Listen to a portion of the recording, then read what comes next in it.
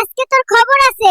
আজকে কেউ বাঁচাইতে পারবে না। নাতি, আজকের মতো মাফ করে দে, আর জীবনেও এই ভুল হবে না।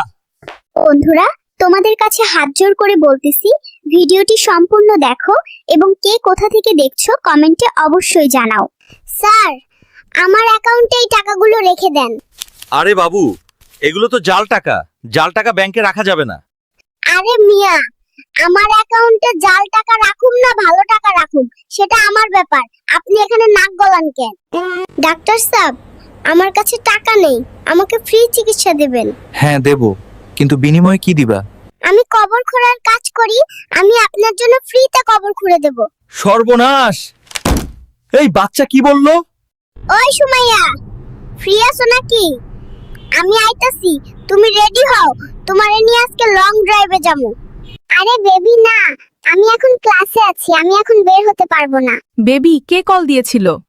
আব্বু কল দিয়েছিল বেবি। ওই পিচ্চি, তোর হাসপাতালের বিল 1 লক্ষ টাকা, তাড়াতাড়ি পেমেন্ট দে। গরু ছাগল নিয়ে হাসপাতালে কেন? 1 লক্ষ টাকার বিল তো ধরায় দিছো, এত টাকা কই পাবো? তাই গরু ছাগল নিয়ে এলাম, বিচ্চা নাও, এছাড়া আমার কাছে আর কিচ্ছু নাই। আরে বাবু, স্কুল থেকে পালিয়ে কই যাচ্ছ? আরে মামু, আজকে ম্যাডামের মেয়েকে প্রপোজ করছি। ম্যাডামের মেয়ে ম্যাডামকে সব বলে দিয়েছে, এখন ম্যাডাম আমাকে খুঁজতেছে, তাই পালাচ্ছে। তুমি এত ছোট বেবি হয়েও তুমি কেন রান্না করছো? বাপ মা দুজনে টিকটকার, তারা টিকটক নিয়ে ব্যস্ত আছে, আর আমার খুব ক্ষুধা লাগছে, তাই আমি নিজেই রান্না করছি। বাবু, তুমি বেগুন নিয়ে কি করবা? এই বেগুন তোর পাছায় দেব, তোরা শুধু বেশি কথা বলিস, অল্প কথা না বললে হয় না।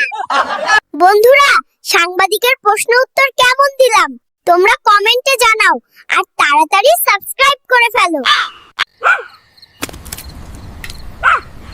ওই শালার বিড়াল, রোজ আমি খাবার বসলে মাছ নিয়ে চলে যাস। দাঁড়া, আজকে তো খবর আছে। এই তো ধরছি, এখন তুই কই পালাবি? এখন তোর মুসলমানি দেব, যাতে আর জীবনে মাছ চুরি না করিস। বাবু, দরজাটা আটকাও কেন? আরে না, আটকালে বুড়া বুড়ি আমাদের প্রেম করা সব দেখে ফেলবে। বেবি, এখন আর কোনো চিন্তা করো না, তাড়াতাড়ি খাও, দরজা আটকাই দিছি। বুড়া বুড়ি তো দূরের কথা, মশাও দেখবে না।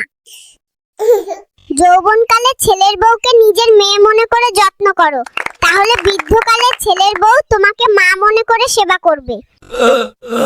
শালার বুইড়া, তুই আমারে হাফেজ বানাইতে চাস, কিন্তু তুই নিজেই জুমার নামাজে না যেয়ে বিছানায় শুয়ে থাকিস। আজকে তোর খবর আছে, আজকে কেউ বাঁচাইতে পারবে না। নাতি, আজকের মতো মাফ করে দে, আর জীবনেও এই ভুল হবে না।